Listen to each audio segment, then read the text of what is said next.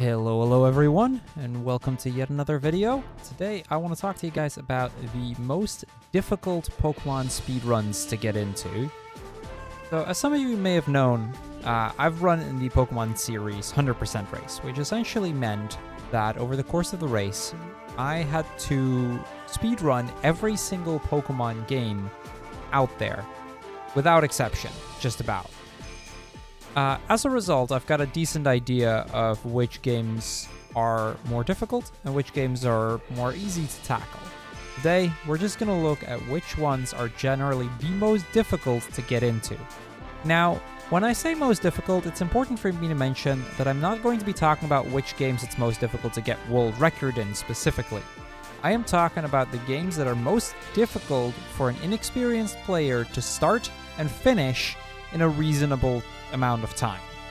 So a game like Pokemon Stadium, or maybe Stadium 2 is a better example, where it's really difficult to get a good time because of how much can go wrong to RNG, isn't going to make it on this list because execution-wise, it really isn't a very difficult run at all. It's just down to luck. In this list, we're going to mostly be focusing on games that are difficult because of their execution or the level of decision making that goes into doing a run of this. I'm going to start with the easiest of I've got 6 games that I want to go through. I'm going to start with the easiest of the 6, and I will end up with the most difficult of the 6. I will make a quick shout out in advance because I want to mention real quick that for the last game of this list, I will not actually be using footage of myself because this game was so difficult that in the series race we decided not to include the normal category. So I'll actually be using the footage from Retrotato, link of his in the description.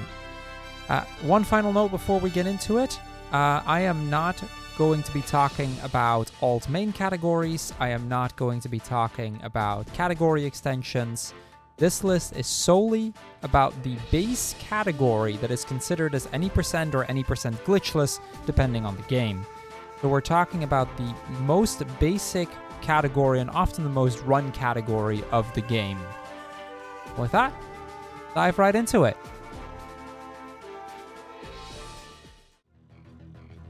Okay, and with that, we get to the first game on our list. And for our first game, I'm going to be talking about Pokemon Ultra Sun, Ultra Moon. Now, Ultra Sun, Ultra Moon really only is on this list for one specific reason. The game itself isn't that difficult execution-wise. So it does still stand out. It is definitely not an easy Pokemon game to get into. But what makes this game so difficult is the level of your own Pokemon. Now, this is going to be sounding a little bit weird for people that have never run this game, or that may have never even seen a run of Pokemon Ultra Sun, Ultra Moon. In Pokemon Ultra Sun, Ultra Moon, we use a Hawlucha. We trade in just before the first trial. The Hawlucha is basically used as our main throughout the entire game. Now, the main problem that Hawlucha has comes in when you get to the very last trial that you need to do. The problem is that around that time, your level, the level of the Hawlucha, is around the level where it would stop normally obeying you as a traded Pokemon. That means that if over the course of the run, if you fought too many optional trainers or if you hit too many extra fights, which especially as a new runner can happen quite easily, the last trial becomes incredibly difficult. Now, add to that the fact that the last trial is the fairy trial, which is already notoriously difficult as it is, and this trial actually becomes quite a challenge. Now, there are some other strats that you can use to make this easier. There are Poipole strats, which you actually have to do on specific levels in order to be able to even make this last trial work. But it really becomes a case of you have to make this decision way earlier, and because of having to deal with these level issues and with the obedience issues, especially if you're really new and you don't really know your way around the map all that well, it's really not unlikely to hit the level cap before you even get to the trial, at which point it becomes really difficult to progress from there, because really your only good Pokemon stops obeying you. And the only way to avoid this from happening is by not hitting a lot of extra trainers. Take that and combine it with the fact that Ultra Moon's execution actually is a little bit challenging already as it is, and that's why I figured it would at least deserve a spot on the list.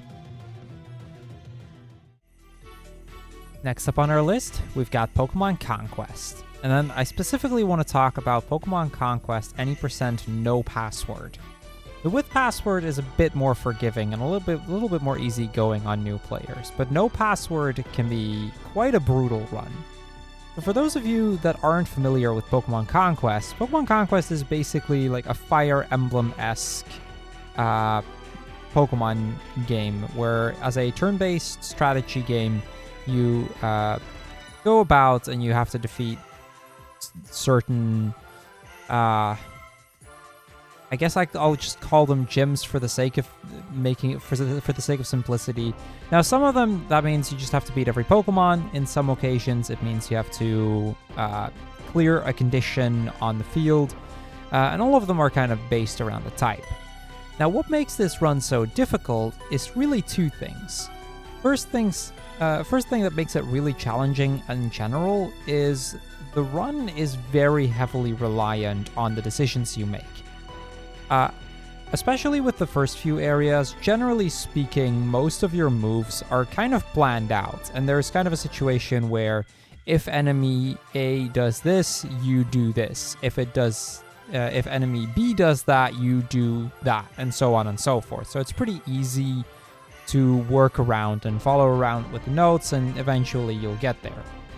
The problem is there are a lot of situations, especially when you get to the mid-game, where this isn't really the case anymore. This becomes especially a problem around the time that you have to recruit some of your main Pokemon. Sometimes recruiting Pokemon really isn't all that difficult. You get the kill quick enough, you'll always get it. But there are a few recruits that are particularly annoying to get. Two that come to mind to me that I've always struggled with are Starly, which you actually need for quite a bit, especially for the fighting area if you're doing no password, and the Drillbur, which is another really annoying one to get sometimes. If you don't get them in a run because enemies do something a little bit different, or you get a weird crit, or just because you make a mistake in general, which can very easily happen in this run, it makes it really challenging to get back into a position where you can properly continue and still make it work without losing a lot of time.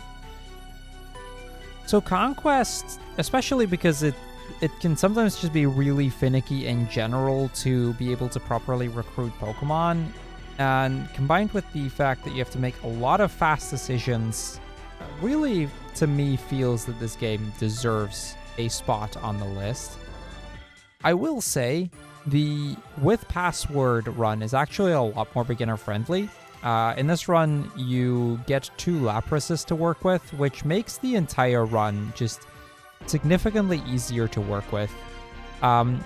During the series race run, I actually failed to recruit one of the Pokemon that I needed early on, and it made a few stages a bit more difficult, but it was pretty easy to work around because once you get the 2 Laprases, you're kind of in the clear anyway. So there is a bit of a variance per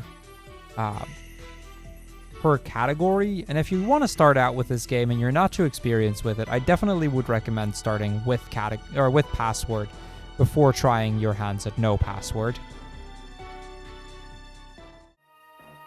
Third on this list, we've got Pokemon Emerald, and really, what I'm about to say applies to Pokemon Emerald as well as to Ruby and Sapphire. Now, Pokemon Emerald in and of itself is probably, of the games on this list, the easiest to do in my opinion. The reason that Pokemon Emerald can actually become a little bit challenging has to do with the fact there is a lot of trainers around that you have to dodge, and the movement, especially on the Mac Bike, being incredibly fast if you're not used to it. There's a couple of routes early on that, well, I'd more so say around the mid-game, like on the way from Mauville to Lava Ridge. In that entire sequence, there's quite a lot of areas where you have to move quickly, and if you don't, it's very easy to run into new trainers. Now, the difference, and kind of what sets Emerald apart from another run like Ultra Moon, is that generally speaking, hitting these optionals isn't terribly problematic. It's really more so an annoyance than anything else.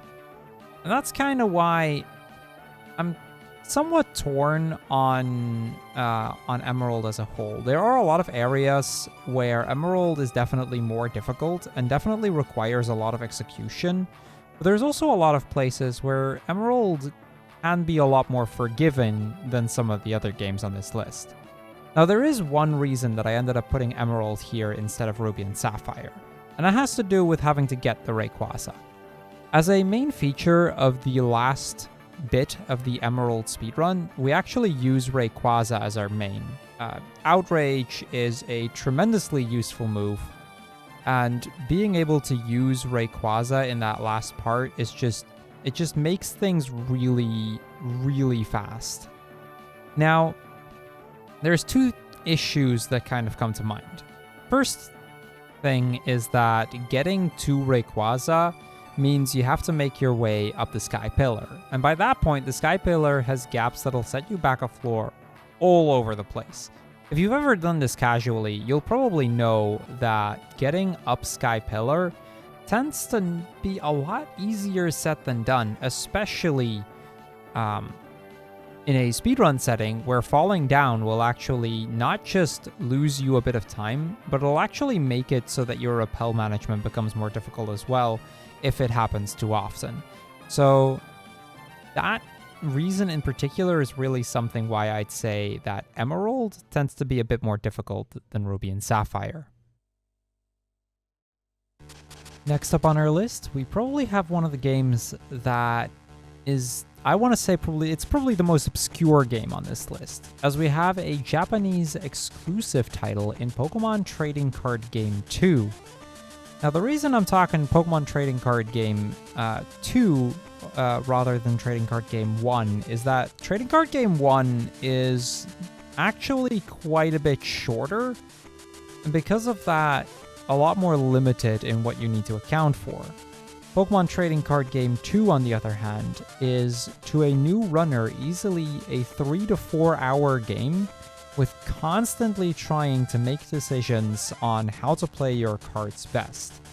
Now, if you actually want to go for optimal strats, there are RNG manipulations that you can use over the course of the run to make this easier, but these are very precise. I've actually looked into them, and I have yet to be able to do any of those myself, so I'm not going to go too in-depth on those RNG manipulations just because I know too little about it, but the combination of it already being quite a challenging run to do without any RNG manipulation at all, combined with the length of the run and just the amount of randomness that you have to adapt to.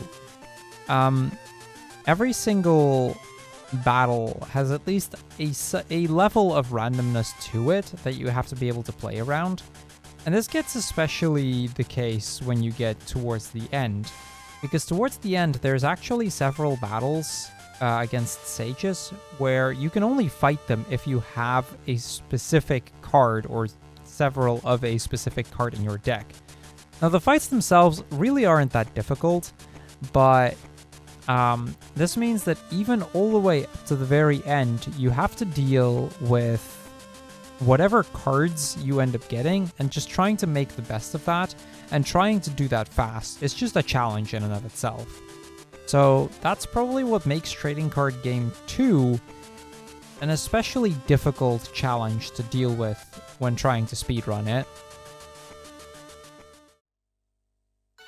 Okay, and with that, we've only got 2 games left on our list. And as the before last game, I'm going to be talking Pokemon Soul Silver. Now, if you've tried speedrunning the main series games, Pokemon Soul Silver really might not come as a surprise that it's this high on the list.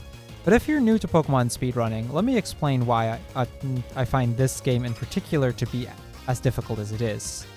And it really boils down to one major issue: RNG manipulations.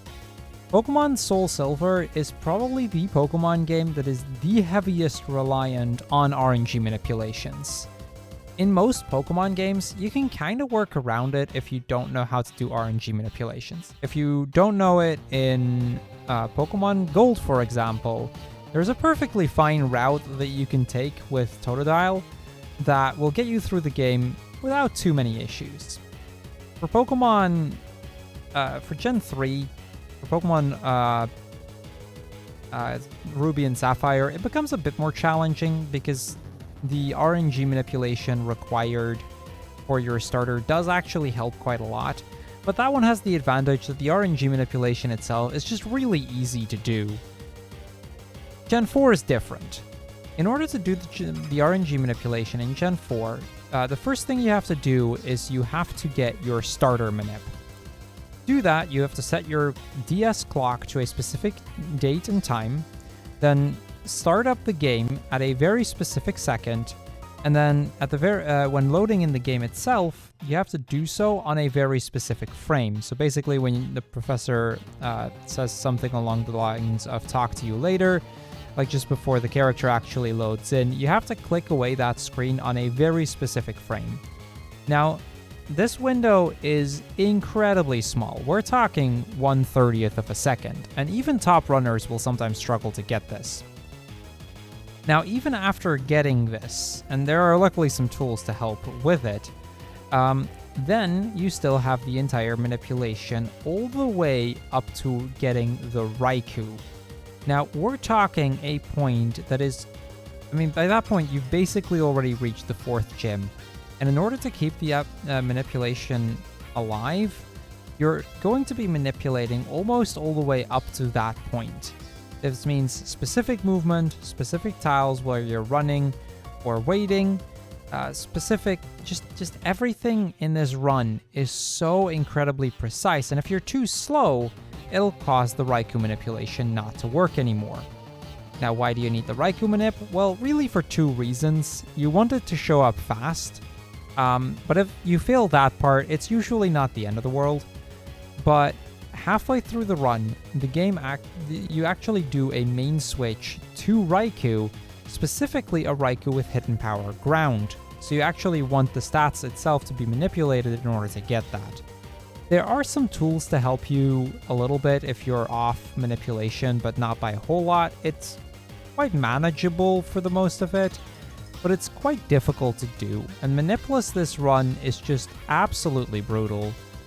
There is a route to get through the run with just the manipulated Cyndaquil, and then main switching to Mewtwo just before Red, but all in all, the run itself is just very challenging. There's a lot of fights that are really difficult to do. The manipulation is precise and lengthy. It's the longest of any Pokemon game out there. And its execution level is probably the highest of any Pokemon game out there. And I'd argue that if we're talking in terms of execution, the skill cap for Pokemon Heart Gold Soul Silver is probably the highest of any Pokemon game.